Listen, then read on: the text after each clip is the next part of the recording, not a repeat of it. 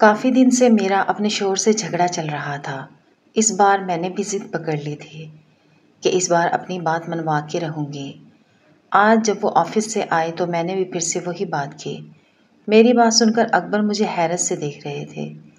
ابھی بات مکمل بھی نہیں کی تھی جب انہوں نے غصے سے مجھ سے کہا کہ چپ ہو جاؤ شبنم، میں ایسا ہرگز بھی نہیں کروں گا۔ میں نے کہا کہ مجھے اولاد چاہیے ہر حال میں، آپ کو سمجھ کیوں نہیں آتا؟ وہ کہنے لگے اللہ نے نصیب میں لکھی ہے تو تم سے مل جائے گی، لیکن میں تمہاری بات پہ عمل نہیں کر سکتا۔ میں جانتا ہوں کہ تم یہ سب برداشت نہیں کر سکتی۔ میں نے کہا میں برداشت کر لوں گی، مجھ میں اتنا صبر ہے، جبھی آپ سے کہہ رہی ہوں کہ آپ دوسری شادی کر لیں۔ میری بات سن کر انہوں نے ایک گہری نظر سے مجھے دیکھا تھا۔ کہنے لگے میں نے تم سے بہت محبت کی ہے شبنم، اور یہ تم بھی اچھی طریقے سے جانتی ہو۔ تمہارے علاوہ کسی کو آنکھ اٹھا کر بھی نہیں دیکھا، اور شاید دیکھ سکتا بھی نہیں ہوں۔ ہم یتیم خانے سے بچہ لے لیں گے۔ یہ کہہ کر انہوں نے بات ختم کرنا چاہی۔ میں نے کہا اکبر مجھے آپ سے اولاد چاہیے، لیکن وہ مجھے صاف انکار کیے جا چکے تھے۔ میں روئی جا رہی تھی۔ انہیں کیا لگتا تھا کہ یہ فیصلہ میرے لیے آسان تھا؟ میری شادی کو 7 سال بیت چکے تھے۔ اکبر مجھ سے بہت محبت کرتے تھے، لیکن میں بانجھ تھی۔ انہیں جتنا بچوں کا شوق تھا میں انہیں یہ نعمت نہیں دے سکتی تھی۔ میں نے کس دل سے یہ فیصلہ کیا تھا یہ میں جانتی تھی۔ کون سی عورت ایسی ہوگی جو اپنے شوہر کو خود دوسری شادی کے لیے کہے؟ اکبر نے مجھے ٹوٹ کر چاہا تھا۔ میں اور اکبر کزنز تھے اور مجھے شروع سے ہی پسند کرتے تھے۔ اسی لیے جب میرا رشتہ اکبر سے کیا گیا، ہماری منگنی ہوئی تو انہوں نے تب ہی مجھ سے کہہ دیا تھا کہ شبنم تم میری پہلی اور آخری محبت ہو۔ شادی سے پہلے میری ان سے منگنی ہوئی اور منگنی ہوتے ہی ان سے میں پردہ کرنے لگی۔ وہ گھر آتے تو میں چھپ جاتی تھی، اور میری چھوٹی بہن کے ہاتھ مجھے گلاب کا پھول بھیجا کرتے تھے، اور میں اس گلاب کے پھول کو اپنی ڈائری میں چھپا کے رکھ لیتی۔ شادی کی رات میں بے حد نروس تھی۔ اپنے عروسی لباس میں جب اپنے اجلے عروسی میں بیٹھی تھی تو مجھ پر فطری شرم اور گھبراہٹ سوار تھی۔ جب اکبر کمرے میں آئے تو مجھے یوں نروس دیکھ کر مسکرانے لگے، بڑی داروختگی سے مجھے دیکھ رہے تھے۔ میں تو یوں تھی کہ شرم سے نظریں تک نہیں اٹھا پا رہی تھی۔ وہ مجھ سے کہنے لگے شبنم ادھر میری طرف دیکھو۔ ان کی بات اور محمول لہجہ سن کر میرے اندر سے جیسے جان نکلی تھی۔ میں اپنی پلکیں تک نہیں اٹھا پا رہی تھی۔ کہنے لگے یوں شرماؤ گی تو کیسے چلے گا یار؟ مجھے تو آج تمہاری آنکھوں میں اپنا عکس دیکھنا ہے۔ قسم سے یقین نہیں آتا کہ یوں بھی کبھی محبت اتنی آسانی سے مل جاتی ہے۔ میں نے تمہیں چاہا اور پا لیا، بڑا خوش نصیب ہوں میں۔ بات انہوں نے ہی شروع کی تھی، اور میرا چہرہ اپنے ہاتھوں میں لیا اور پوچھنے لگے محبت کرتی ہو مجھ سے؟ ایک تو پہلے ہی مجھے شرم آ رہی تھی، اس پر ان کا یہ سوال۔ مجھے اور بھی بلش کر گیا تھا۔ میں بہت شرمیلی لڑکی تھی، یوں کیسے اظہار کر سکتی تھی کہ اکبر میں نے بھی تو تمہارے محبت کے خواب اپنی آنکھوں میں سجائے ہیں۔ میں نے جب کوئی جواب نہیں دیا تو انہوں نے میرا چہرہ چھوڑ دیا۔ کہنے لگے اوہ شاید مجھ سے بہت بڑی غلطی ہو گئی، میں تو سمجھا تھا کہ تم مجھ سے محبت کرتی ہو، لیکن شاید۔ ان کی آدھی بات سن کر میں پریشان ہو گئی۔ کہنے لگے میں تو سمجھا تھا کہ تم بھی مجھ سے محبت کرتی ہوگی، لیکن شاید تم نہیں کرتی۔ میں نے جھجکتے ہوئے کہا آپ سے کس نے کہا کہ میں آپ سے محبت نہیں کرتی؟ میں تو بہت محبت کرتی ہوں۔ میری بات سن کر وہ کہنے لگے بس یہی تو سننا تھا۔ میں یہ سن کر خفقت میں مبتلا ہوئی، جیسے کوئی غلطی کر لی ہو۔ انہوں نے میرا ہاتھ پکڑا، مجھے رونمائی کی انگوٹھی پہنائی۔ میرا دل زور زور سے دھڑک رہا تھا۔ وہ کہنے لگے مجھے محبت کا جواب ہمیشہ محبت سے چاہیے، شبنم دو گنا۔ بڑی محبت سے انہوں نے مجھ سے کچھ مانگا تھا، میں نے اس بات میں سر ہلا دیا۔ اکبر بہت اچھے مزاج کے تھے، کوئی نخرہ نہیں تھا ان میں، بالکل سادہ مزاج کے۔ میں بہت باتونی قسم کی تھی، بس شادی کے چند دن ہی شرمائی، اس کے بعد میں بولتی رہتی اور وہ چپ چاپ سنتے رہتے۔ شادی کو 1 سال گزرا، 2 سال بھی بیت گئے۔ ان 2 سالوں میں اکبر مجھ سے یہی کہتے تھے کہ میں بچوں کے معاملے میں منصوبہ بندی کبھی نہیں کروں گا، مجھے بچے بہت اچھے لگتے ہیں۔ 2 سال تک جب مجھے بچہ نہیں ہوا تو میں لیڈی ڈاکٹر کے پاس چلی گئی۔ میں نے اپنے سارے چیک اپ کروائے، مسئلہ مجھ میں تھا۔ اکبر کی ساری رپورٹس ٹھیک تھیں، بس میں ہی حالات پیدا کرنے کے قابل نہ تھی۔ اکبر کو جب یہ بات پتہ چلی تو وہ بالکل چپ سا ہو گیا۔ میری ساس بار بار مجھ سے یہی کہتی کہ ڈاکٹر نے کیا کہا، کب بچہ ہوگا، کیا کوئی خاص مسئلہ ہے؟ اکبر کہنے لگا نہیں کوئی مسئلہ نہیں، شبنم میں کوئی بھی مسئلہ نہیں ہے۔ پھر اپنی والدہ کے پاس بیٹھ گیا، آنکھوں میں آنسو جھلملا رہے تھے۔ کہنے لگا اماں مسئلہ مجھ میں ہے، یہ کہہ کر ان کی آنکھوں سے آنسو بہنے لگے۔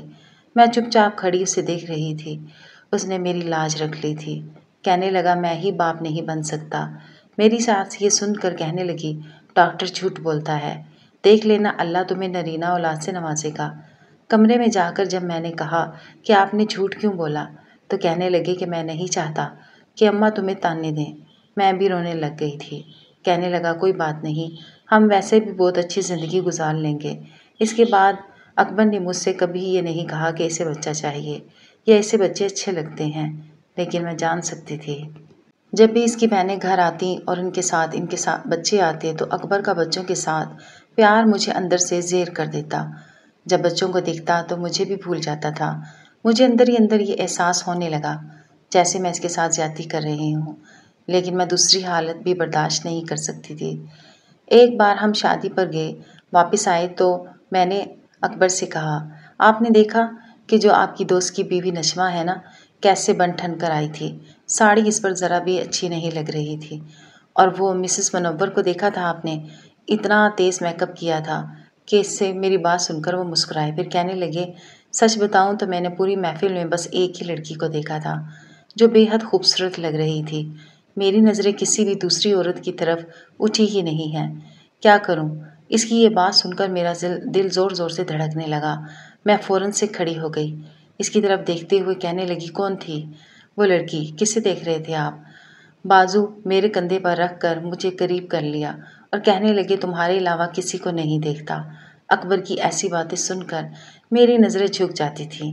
شادی کو 6 سال بیت گئے، لوگ مجھے بہت باتیں سنانے لگے، بار بار کہتے تھے اپنی اولاد اپنی ہی ہوتی ہے تو زندگی نہیں گزرتی، ابھی تو جوانی ہے پتہ نہیں چلے گا، لیکن بڑھاپے میں بہت زیادہ اس بات کا احساس ہوگا۔ لیکن میں اپنے دل کا کیا کرتی؟ میں نہیں برداشت کر سکتی تھی کہ میں اپنی محبت بانٹ نہیں سکتی تھی۔ چھوٹے دیور کی شادی ہوئی تو میری ساس نے ہمیں الگ کر دیا۔ اکبر کا کام بہت اچھا تھا، اس لیے اس نے ایک علیحدہ گھر لے لیا۔ میرے پاس کرنے کے لیے تو کچھ نہیں تھا، اس لیے میں نے پرندوں کو پالنا شروع کر دیا۔ اپنا دل لگانے کے لیے ہر ممکن کوشش کرنے لگی۔ کام کرنے کے لیے میرے پاس ملازمہ آتی تھی۔ اکبر گھر آنے میں ذرا بھی دیر کرتے تو دل میں عجیب و غریب وسوسے اٹھنے لگتے۔ وہ ذرا سا بیمار ہو جاتے تو میں پریشان ہو جاتی۔ بار بار مجھے لوگوں کی باتیں یاد آنے لگتی کہ آج اگر تم لوگوں کا کوئی بچہ ہوگا تو بڑھاپے میں تم لوگوں کا سہارا بنے گا، ورنہ بوڑھے ہو جاؤ گے تو کون تم لوگوں کو پوچھے گا؟ یہ سوچ مجھے بے حد پریشان کرتی۔ ایک بار میری ملازمہ آئی تو اپنی بیٹی کو ساتھ لے آئی۔ اس کی بیٹی 18-19 سال کی تھی، کافی خوبصورت اور بھولی بالی تھی۔ اس ملازمہ کے اور بھی بچے تھے۔ کہنے لگی صرف ایک گھر کے کام سے ہمارے گھر کا گزارا نہیں چلتا، آپ اس کو رکھ لیں، میں دوسرے گھر کا کام پکڑ لوں گی۔ میں نے کہا ٹھیک ہے۔ اس لیے ملازمہ کی بیٹی جس کا نام گڑیا تھا میرے گھر کام کرنے لگی۔ وہ مجھ سے باتیں بھی کرتی تھی، کہتی تھی میری اماں ابا کو کوئی اور کام نہیں بچے پیدا کرنے کے علاوہ۔ میں اس کی بات سن کر ہنسنے لگتی۔ میری ہنسی پر وہ کہتی میں سچ کہہ رہی ہوں بیگم صاحبہ، بھلا خود سوچیں، میں 19 سال کی ہو گئی ہوں اور اماں ابا ابھی بھی موقع ہاتھ سے جانے نہیں دیتے۔ آپ کو پتہ ہے 4 دن پہلے اماں کو ڈاکٹرنی کے پاس لے کر گئی تھی۔ میں نے کہا وہ کیوں؟ کہنے لگی بچہ ضائع کروانے۔ اب اچھا لگے گا کہ میں 20 سال کی ہو کر اپنے بہن بھائی کو گود میں اٹھائے پھروں، پہلے ہی درجن بھر بہن بھائی ہیں، ہم لوگ وہ اپنی انگلیوں پر گنتے ہیں۔ میں نے کہا تمہاری اماں تمہاری شادی کیوں نہیں کرتی؟ میری بات سن کر اس نے گہری سانس لی، کہنے لگی میری شادی کے لیے جہیز کہاں سے لائے گی؟ اماں کبھی میری شادی نہیں کرے گی، اس کو تو بس مجھ سے نوٹ کمانے ہیں۔ اب آپ کا کام کر کے فارغ ہوں گی تو مجھے دوسرے گھر کام کے لیے بھیج دے گی، پیدا کریں یہ اور پالوں میں، یہ بھی کوئی بات ہے؟ میں تو اس کی باتیں سن کر ٹھنڈی آہیں بھرتی۔ اللہ تعالیٰ جسے دینے پر آتا ہے وہاں درجن بچے دے دیتا ہے کہ انہیں پیٹ بھر کھانے کے لیے بھی ان کے ماں باپ کے پاس پیسے نہیں ہوتے، اور جہاں ہر نعمت ہو وہاں اولاد نہیں ہوتی۔ میں ترستی تھی کہ میرا بچہ ہو تو میں اسے آسائشوں سے بھر دوں، پیار کروں اور اسے وہ سب کچھ دوں۔ بہت دفعہ ہم کسی کا بچہ اڈاپٹ کر لیتے ہیں، کہتے ہیں کہ اسے کبھی وہ پیار نہیں دے سکتی جو اپنے بچے کو دے سکتی ہوں۔ بیٹھے بیٹھے میرا دماغ اس بات پر سوچنے لگا کیوں نہ میں اس لڑکی کی شادی اکبر سے کروا دوں۔ لیکن اس شادی کا میں کسی سے ذکر نہیں کروں گی۔ جیسے ہی بچہ پیدا ہوگا وہ بچہ میں رکھ لوں گی۔ اس کام کے اس لڑکی کو اچھے خاصے پیسے دے دوں گی جس سے اس کی کہیں اور شادی ہو سکے۔ اس کی ماں بہت لالچی عورت تھی، حالانکہ میں اسے اچھی تنخواہ دیتی تھی، راشن بھی ڈال دیتی تھی، لیکن پھر بھی وہ رونے روتی رہتی کہ بس میرے پاس کپڑے نہیں ہوتے، کھانا پینا پورا نہیں ہوتا، وغیرہ وغیرہ۔ اور یہ لڑکی بھی میرے دیے گئے کپڑے اور جوڑے ایسے دیکھ کر خوش ہوتی کہ آپ کے کپڑے بہت اچھے اور مہنگے ہوتے ہیں۔ میں نے سوچا کہ اگر ایسا ہو جائے تو کتنا اچھا ہوگا۔ میں سب کو یہی بتاؤں گی کہ یہ بچہ میرا ہے۔ مجھ پر بانجھ پن کا داغ بھی اتر جائے گا۔ بچہ بھی اکبر کا ہوگا۔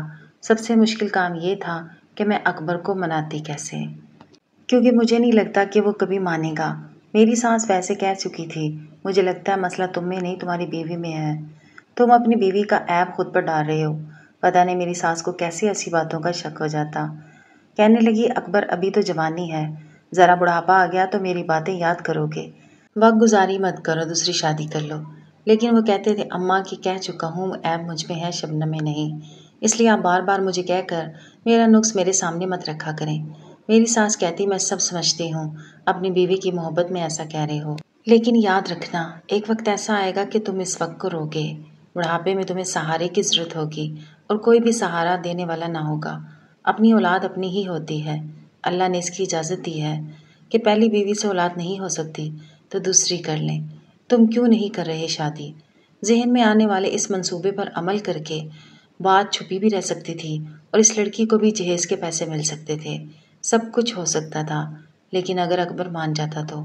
لیکن آج جب وہ گھر پر آیا تو میں نے اس کی پسندیدہ کھانے بنا رکھے تھے اور خود بنائے تھے، ورنہ میں لوگوں کی باتوں کی وجہ سے زیادہ تر ڈپریشن میں رہنے لگی تھی۔ کھانا بھی ملازمہ سے ہی بنواتی تھی، لیکن آج میں نے خود بنایا تھا۔ اکبر نے پیٹ بھر کر کھانا کھایا تھا۔ میں کہنے لگی کھانا تو میں نے آج اپنے ہاتھوں سے بنایا ہے۔ اکبر کہنے لگا تمہارے ہاتھ کا ذائقہ تو مجھے پہلے نوالے میں ہی پتہ لگ جاتا ہے، پلیز یار روز تم ہی بنایا کرو۔ میں نے کوئی جواب نہیں دیا، میں چاہتی تھی اس کا موڈ اچھا ہو تو میں اس سے بات کروں۔ رات کو میرا دماغ الجھ رہا تھا، حالانکہ میں رات کو نیند اور اینٹی ڈپریشن کی گولیاں کھا کر سو جاتی تھی، لیکن چونکہ مجھے اس سے بات کرنی تھی اس لیے جاگ رہی تھی۔ رات کو جب وہ میرے پاس آنے لگے تو میں نے ان سے کہا اکبر مجھے آپ سے بات کرنی ہے۔ کہنے لگا ہاں کہو، کیا کہنا ہے؟ میں نے کہا پہلے وعدہ کریں، میری بات مانیں گے؟ اس نے بنا بات سنے اپنا ہاتھ آگے بڑھا دیا، کہنے لگا وعدہ ہے۔ آج تک تمہاری کسی بات سے انکار کیا ہے میں نے کیا؟ آپ دوسری شادی کر لیں کیونکہ مجھے اولاد چاہیے۔ یہ سن کر اس نے فوراً سے اپنا ہاتھ کھینچا تھا۔ مجھے کہنے لگا دماغ خراب ہو گیا ہے تمہارا، پاگل ہو گئی ہو کیا؟ اکبر نے سختی سے مجھ سے بات کی تھی۔ میں اٹھ کر بیٹھ گئی، وہ بھی اٹھ کر بیٹھ گئے۔ میں نے کہا میں سچ کہہ رہی ہوں، میں چاہتی ہوں کہ آپ دوسری شادی کر لیں۔ میں نے کہا میرا صبر جواب دے گیا ہے، مجھے بچہ چاہیے۔ اکبر لوگ ٹھیک کہتے ہیں، آج ہم جوان ہیں کل کو بوڑھے بھی ہوں گے، کون پوچھے گا ہمیں؟ کہنے لگا میں تم سے کہہ رہا ہوں کسی یتیم خانے سے بچہ لے آتے ہیں، ثواب بھی ملے گا۔ میں نے کہا مجھے آپ کا بچہ چاہیے، کیونکہ کسی کی اولاد پر مجھے پیار نہیں آئے گا جیسے مجھے آپ کے بچے پر آئے گا۔ وہ کہنے لگا کہ میں کسی سے بھی شادی نہیں کروں گا، مجھے اولاد نہیں چاہیے۔ میں نے کہا جھوٹ بولتے ہیں آپ مجھ سے، میں جانتی ہوں آپ کو بچوں سے بہت محبت ہے، آپ کی بہنوں کے بچے آتے ہیں تو آپ دیوانہ وار ان سے پیار کرتے ہیں، تو اپنے بچے سے کیوں نہیں کریں گے؟ تو کہنے لگے میں جانتا ہوں کہ تم دوسری عورت کو برداشت نہیں کر سکتی، تو کیا میں تمہارے علاوہ کسی عورت کو دیکھنا تک پسند نہیں کرتا، تو شادی تو بہت دور کی بات ہے، میں کر ہی نہیں سکتا، سمجھی؟ جب میں نے ضد شروع کی تو مجھے چھوڑ کر کمرے سے باہر نکل گئے۔ کہنے لگے آئندہ مجھ سے اس بات پر بحث نہ کرنا، لیکن میں سوچ چکی تھی کہ کچھ بھی ہو جائے میں اسے راضی کروں گی، اور میں کامیاب بھی ہو گئی۔ وہ رات میں نے بے چینی میں کاٹی تھی۔ صبح کمرے سے باہر نکلتے ہی اکبر آفس چلے گئے تھے، کسی بات کا کوئی جواب نہیں دیا تھا، بس قہر بھری نظروں سے مجھے دیکھتے رہے۔ میں بے چینی سے گڑیا کے کمرے میں گئی تھی۔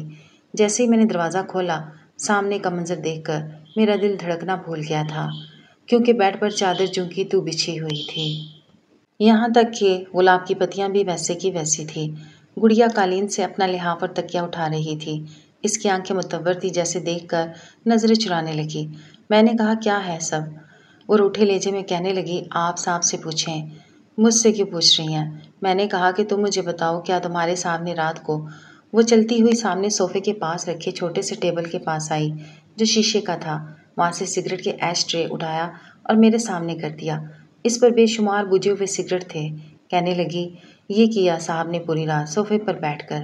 مجھے جتنی اولاد ہو جانے کی جلدی تھی اتنا ہی اکبر مجھے آزما رہا تھا۔ میں چاہتی تھی بس ایک ہی رات میں سب کچھ ہو جائے۔ میں نے آج کی رات بڑی مشکل سے کاٹی تھی، سینے پر سانپ لوٹتے تھے۔ میرے لیے کچھ بھی آسان نہ تھا۔ میں چاہتی تھی ایسی راتیں میری زندگی میں بہت کم آئیں، مجھے تنہائی اور تکلیف کا احساس کم ہو، لیکن آج کی رات بھی اس نے ضائع کر دی۔ گڑیا کو دیکھا تک نہ تھا، اسے بیڈ پر بیٹھنے تک نہیں دیا۔ وہ مجھ سے کہہ رہے تھے، بیڈ پر بیٹھنے کی اوقات تمہاری نہیں ہے، اس پر صرف شبنم کا حق ہے۔ میں کمرے میں آتے ہی انہوں نے کہا کہ جا کر اپنے کپڑے تبدیل کر لو، اور ہاتھ منہ دھو کر کہنے لگی۔ میں نے کپڑے بدلے، جب ان کے سامنے آئی تو کہنے لگے، بیڈ پر نہیں بیٹھنا، تکیہ لحاف اٹھاؤ اور زمین کے اوپر لیٹ جاؤ۔ میں نے بڑی مشکل سے اس کی ساری باتیں سنی تھی، لیکن اور کوئی راستہ نہ تھا۔ صاحب جی سگریٹ پیتے رہے۔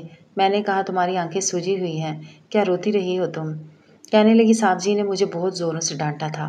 میں نے کہا، اچھا تم فکر مت کرو۔ رات کو جب اکبر واپس آئے تب بھی غصے میں تھے۔ مجھے غصے سے دیکھا اور سیدھا گڑیا کے کمرے میں چلے گئے، تو ان کو دیکھ کر ہی گڑیا گھبرا جاتی تھی۔ میں نے کہا، جاؤ کمرے میں، تو وہ نفی میں سر ہلانے لگی۔ کہنے لگی، مجھے نہیں جانا، پتہ نہیں کیا کریں گے میرے ساتھ۔ نہ بیوی جی، مجھ سے نہیں یہ سب ہوگا۔ اس سے بہتر تو یہ تھا کہ میں راشد کی محنت کر لیتی کہ بنا جہیز کے مان جائے، اپنی ماں کو اس شادی کے لیے راضی کر لے۔ میں مزید پریشان ہو گئی تھی، اگر گڑیا نے منع کر دیا میری تو آخری امید بھی ٹوٹ جائے گی۔ میں نے کہا کہ تم پریشان نہ ہو، میں جا کے تمہارے صاحب سے بات کرتی ہوں، تم اپنا ارادہ نہیں بدل سکتی۔ میں ایڈوانس تمہیں پیسے دے چکی ہوں، تمہاری اماں بھی مجھ سے پیسے لے چکی ہے۔ میں نے بات کو سنبھالنے کی کوشش کی تھی۔ میں کمرے میں چلی گئی۔ اکبر بڑے غصے سے وہاں بیٹھے ہوئے سگریٹ پی رہے تھے۔ مجھے دیکھ کر ان کے ماتھے پر بل پڑے تھے۔ کہنے لگے، کیا کر رہی ہو تم اس کمرے میں؟ نکلو یہاں سے باہر۔ میں نے دروازہ بند کیا اور جا کے اکبر کے برابر بیٹھ گئی۔ میں نے کہا، یہ سب کیا ہے؟ کہنے لگی، کیا ہے؟ تم نے اپنی منمانی کر لی نا کہ میں شادی کر لوں۔ میں نے کر لی شادی، لیکن اس سے زیادہ تم مجھے مجبور نہیں کر سکتی۔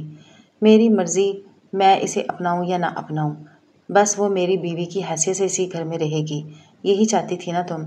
میں انہیں سچ نہیں بتا سکتی تھی کہ میں نے کس وجہ سے اس کی شادی گڑیا سے کروائی ہے۔ اگر انہیں سچ پتہ چل جاتا تو وہ مجھے ہی برا بھلا کہتے کہ اپنے مطلب کے لیے تم ایک لڑکی کی زندگی برباد کر رہی ہو۔ چاہتی تھی سب کچھ خاموشی سے ہو جائے، جیسے ہی بچہ ہوتا میں اکبر سے کہہ کے طلاق دلوا دیتی، سب کچھ ٹھیک ہو جاتا، لیکن یہاں تو اکبر اسے ہاتھ لگانے کو ہی تیار نہ تھے۔ میں سمجھ نہیں پا رہی تھی کہ ایسا کیا کروں۔ آپ کی بیوی ہے، اس کا بھی کچھ حق ہے، آپ کیوں اس کے ساتھ زیادتی کر رہے ہیں؟ وہ کہنے لگے، میں تمہیں پہلے بھی کہہ چکا تھا کہ میں تمہارے علاوہ کسی کو دیکھنا بھی پسند نہیں کرتا، شادی تو بہت دور کی بات ہے۔ لیکن تمہیں سمجھ نہیں آ رہا تھا۔ میری آنکھوں میں فوراً موٹے موٹے آنسو چمکنے لگے۔ میں چاہتی تھی کہ دن سے رات نہ ہو اور اکبر کا بچہ میری گود میں آ جائے۔ مجھے سمجھ نہیں آ رہا تھا کہ میں یہ سب کیسے کروں، ایسا کیا کروں کہ وہ دونوں قریب ہو جائیں۔ وہ تو میرا پیچھا ہی نہیں چھوڑتا تھا۔ گڑیا بس اس کے نام کی بیوی تھی۔ مجھے بس ایک ہی طریقہ ملا تھا جس سے کہ وہ دونوں قریب ہو سکتے تھے، اور وہ تھا کہ میں یہاں سے چلی جاتی۔ میں ایک ہفتے کے لیے یہاں سے چلی گئی اور گھر میں صرف گڑیا تھی۔ جب اکبر گھر پر آئے تو میں نے ان سے کہا کہ میں اپنے بھائی شمس کے پاس حیدرآباد جانا چاہ رہی ہوں اور ایک ہفتہ وہیں رہوں گی۔ یہ سن کر اکبر نے مجھے غصے سے دیکھا تھا۔ کہنے لگے، اور اس ملازمہ کو کیوں رکھا ہے یہاں پر؟ اس کا بھی کوئی بندوبست کرو۔ میں نے چلا کر کہا تھا، ملازمہ نہیں ہے وہ، آپ کی بیوی ہے۔ کہنے لگے، وٹ ایور، جو بھی ہے اس کا کچھ انتظام کر کے جانا، یہاں نہیں رکھوں گا میں اسے۔ میں نے کہا، کیا ہو گیا آپ کو؟ وہ یہیں رہے گی اور آپ کا خیال رکھے گی، کوشش کیجیے گا اسے اس کا حق دے دیں۔ یہ کہہ کر میں نے اپنے بیگ میں کپڑے ڈالنے شروع کیے۔ وہ غصے سے کمرے سے باہر چلے گئے، کمرے کا دروازہ بھی زور سے بند کر دیا۔ میں نے اپنے کپڑے بیگ میں ڈالے۔ گڑیا کو بھی میں نے اپنی الماری کی چابیاں دی تھی۔ میں نے کہا، اس میں ہر خوبصورت سے خوبصورت کپڑے ہیں اور بہت سے ایسے بھی ہیں جو اکبر نے میرے لیے اپنی پسند سے خریدے ہیں، اور مجھے یقین ہے کہ وہ لباس اگر تم پہنو گی تو وہ تم سے دور نہیں رہ پائیں گے۔ میں نے اسے بلیک کلر کی ساڑی نکال کر دی، اسے پہننا بھی سکھایا تھا۔ شاید میں دنیا کی وہ پہلی بیوی ہوں گی جو اپنی سوگن کو اپنے شوہر کا دل بہلانے کا طریقہ بتا رہی تھی، اسے یہ سمجھا رہی تھی کہ اسے کس طرح سے اکبر کا دل جیتنا ہے۔ سب کچھ اسے بتا کر، اپنا پورا گھر اس کے حوالے کر کے میں اپنے بھائی کے گھر حیدرآباد آ چکی تھی، لیکن میرا سارا دھیان انہی کی طرف تھا۔ میں روز گڑیا سے فون پر بات کرتی تھی۔ مجھے یہاں آئے ہوئے بس 3 روز ہی گزرے تھے جب میں گڑیا سے پوچھ رہی تھی کہ اس نے فون اپنی طرف سے بند کیا تھا، لیکن یہ بند نہیں ہوا تھا۔ رات کے 11 بجے کا وقت تھا۔ مجھے پیچھے سے اکبر کی آواز آئی تھی۔ کہنے لگا، گڑیا میرے کمرے میں آؤ۔ جی آئی صاحب جی، یہ کہہ کر وہ چلی گئی تھی اور مجھے لگا میرے ہاتھ سے موبائل گر جائے گا۔ نہ چاہتے ہوئے بھی میری آنکھوں سے آنسو بہہ رہے تھے، حالانکہ یہ سب میں چاہتی تھی، اور آج اس نے میرے کہنے پر ہی بلیک کلر کی ساڑی پہن رکھی ہوگی، تیار ہوئی ہوگی، پتہ نہیں کیوں، لیکن میں رات بھر سو نہیں پائی۔ اگلے روز جب میں نے اس کو فون کیا تھا، وہ شرمائی شرمائی سی تھی۔ کہنے لگی، جو آپ چاہتی تھی وہ ہو چکا۔ اصولاً تو خوش ہونا چاہیے تھا، لیکن میں خوش نہیں ہو پائی۔ ایک بہت بڑی آزمائش تھی جو میں اولاد کی خاطر دے رہی تھی۔ 4 دن میں نے دوبارہ گڑیا سے فون پر بات نہیں کی، اور یہ 4 دن مجھے کس صدیوں سے کم نہیں لگ رہے تھے۔